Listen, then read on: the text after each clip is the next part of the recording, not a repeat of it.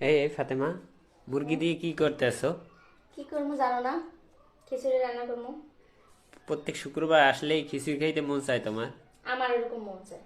এই রোজা রইয়া তুমি সেহরি করবে এই শুকনা খাবার দিয়ে, হ্যাঁ? খিচুড়ি। আমি রোজা খুললে তারপর খাবো। তোমার সমস্যা কি?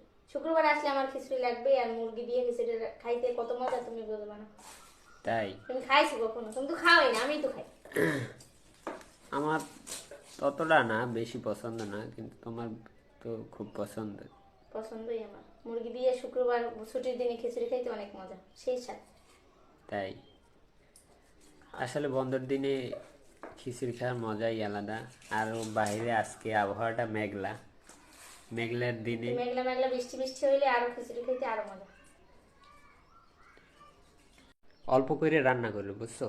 রোজা না, এমনি রোজা খুললে এমনি ইফতারি টিফতারি কইরা তুমি খিচুড়ি বেশি খাইতে পারবে না, পরে ফালানি যাবে। তোমার মতো কি আমি বোকা? আমি কি মুরগি আর খিচুড়ি কি একসাথে রান্না করবো? আমি মুরগি আলাদা রান্না করবো, আর এই যে খিচুড়ি আলাদা রান্না করবো, এই যে দেখছো। তাই?